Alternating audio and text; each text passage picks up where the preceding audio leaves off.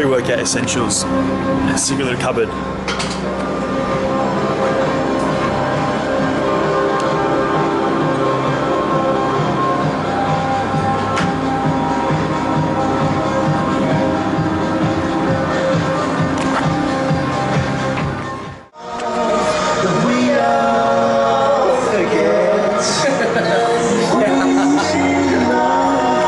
Robbie Frame, welcome! It's at the right moment. The secret. Heat. You just don't want to go to the bathroom with it. Hi guys, Robbie Frame here, Iron Lifestyle channel. Just going to take you through some basic fundamentals for your squat. So today, barbell back squats. It's a full body compound movement. It's one of the basic primal movements. It's probably one of 3 conventional lifts which form the foundation of my entire programming for a week. I've had 2 knee reconstructions, so my leg development in the past has been quite small, minimal. So squats are a really important exercise for me, and making sure that I'm actually doing the squats with the perfect form so that I can avoid future injuries.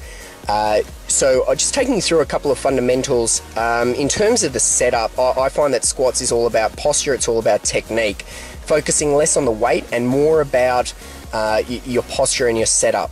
So in terms of what I do before I do a squat, I'll obviously put the weight on the bar, pop myself under, and make sure that the bar rests nicely on my traps. I'll firmly grip the bar into my traps, so I'll squeeze the bar towards my traps as I lift it off the rack, and then I get into my setup position. So as I've got the bar on my back, I make sure that I've got a number of postural cues before I conduct the lift, and I make sure I've got these postural cues from the first rep right up to the last rep. So the first thing that I'll do is I'll push my chest up, okay? As I push my chest up and proud, my chin goes up. Once my chin's up, I'll really retract back, squeezing my scapula back, switching my core muscles on. Now what I mean by that, there's some analogies that I can use for switching your core muscles on: sucking the piss in. And for the guys there, sucking your balls up into your abdominals. Now I know that's a weird analogy, but the core is critical when it comes to a squat because it connects our upper body and our lower body together. Whilst, you know, it's really important to have really strong legs for a squat, if you do not have the core development and the core strength to actually perform the lift, a lot of the times, whilst your legs might be strong, you're not going to end up getting those 1 rep maxes like you would hope for if it's not switched on. So what I do, chest proud, shoulders back, switch the core muscles on, and I keep my head up. And that's basically my startup position. And as I descend, I'll take a nice deep breath in. So as I take that nice deep breath in, I suck all the air into my abdominals, into my core, and I make sure that everything's tight. And I'm going to hold that breath right till the completion of the movement.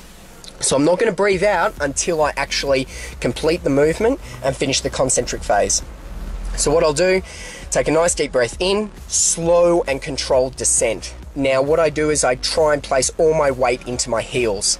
Okay, so that's going to activate my glutes and hamstrings. A slow descent, nice and controlled. I usually aim for a 3-second eccentric, but I can slow it down even more. And as I slow the movement down, I maintain that posture throughout. I don't round the back. The neutral spine remains consistent all the way throughout the lift. For me, I prefer going all the way down. Now, depth is really important. You really want to ensure that in terms of depth, you're coming down low enough. Now, if parallel's all that you can manage, by all means go to parallel, but you know, I think it is important to give the lift the respect it deserves, so to speak. Look, if you can't squat 60 kilos with the depth required to be a legitimate rep, lower the weight, leave the ego at the door. I think it's really important to focus on the movement and the muscles that you're working rather than being caught up with the numbers that you're lifting. So as I slow the movement down on the eccentric portion, I make sure that I get depth. Now I come all the way down, and as I'm at the bottom of the squat, as I'm deep in the hole, so to speak, what I'll do is I'll drive through my heels, activating my glutes and hamstrings, and I'll maintain that neutral posture as I drive out explosively.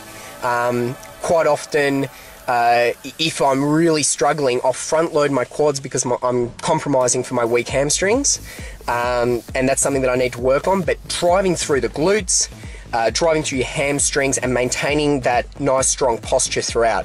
So I drive up and I complete the lift by pushing my hip flexors through and squeezing my butt muscles together. Now I know this is going to sound weird, but when you complete the lift, really squeeze your butt cheeks. I use an analogy of crushing the walnut with your butt cheeks, because what that does is it activates your glutes and it forces your hip flexors to push through.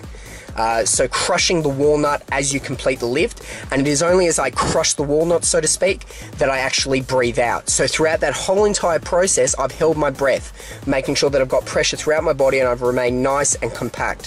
Slow eccentric driving up, through my hamstrings, through my glutes, completing the lift by crushing the walnut.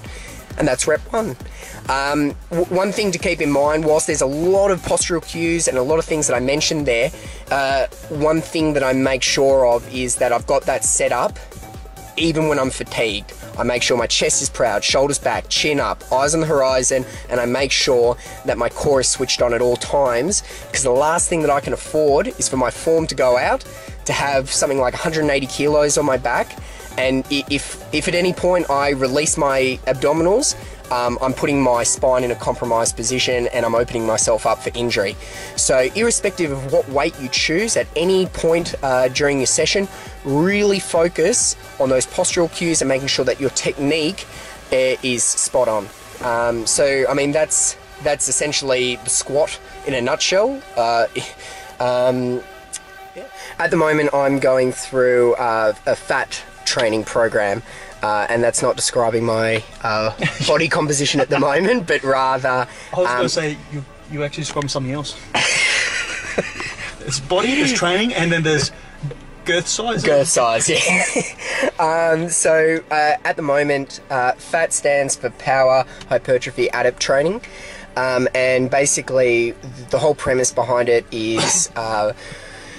you're basically going through different volume and frequency. So you're training each body part twice per week, and you're changing up the rep range and the weight that you're performing, the amount of sets, the amount of reps, with the whole premise behind basically increasing hypertrophy and strength at the same time. So you're doing a power day, so I'll do a lower body power day, upper body power day, followed by 3 hypertrophy training sessions throughout the week. So today we went through power lower body, and we started off with squats. With squats today, I was looking to get to 3 working sets of 3 to 5 reps. So the focus was purely on power and strength. But having said that, I don't just jump into the heaviest weight I can possibly do. The focus with power training is to slowly but surely build up. So I did a large number of warm-up sets just to get my body primed and ready, because the last thing I want is an injury. You can't afford to have them, and it can really be quite frustrating at times. So I did a large number of warm-up sets, building up towards 3 to 5 reps for 3 sets. And yeah, and thanks, Robbie. Today Robbie. I probably Awesome. didn't feel at my strongest. Yeah, but having said that, stay it's more a posted. consistency thing. Hopefully I can put together a couple hitting more the same videos for you muscle guys. group twice per week, thanks and for your being support. allowing that muscle to actually adapt to the volume and the weight that you're using. So yeah, we did squats. yeah, we started with as you guys have seen the video, we started with the bar stuff to 60 kilos to 100, 140 pretty quickly for Robbie, and then after 140 it was into kind of working sets. So yeah, 3s to 5s, 3 to 5s, and as you can see through the video, Robbie, look at the technique. And I was viewing this while he was squatting, and it was very immaculate. And one thing I told Robbie during the working sets, or the rest periods between working sets, was it's practice. You know, it's consistency, it's practice of squatting. It's like squatting. You can't become good at something unless you practice, and consistency is key. And Robbie, the down up, drive, stay stiff, stay compact. You know, every time I squatted, Robbie was saying stay compact, and you know, driving through your glutes, you know, hitting that depth. And as you can see, Robbie squats low. And one thing, you know, Robbie attempted 200. attempted 200. Have you done it before? I have done it for a 1 rep max. I just wanted to see whether I was capable of doing it today. I didn't end up getting it for 200. But Robbie Frame, thank you so much for the workout. Legendary. There'll be more of Robbie Frame coming up. But thanks for watching, guys, and make sure you subscribe. Iron Lifestyle channel.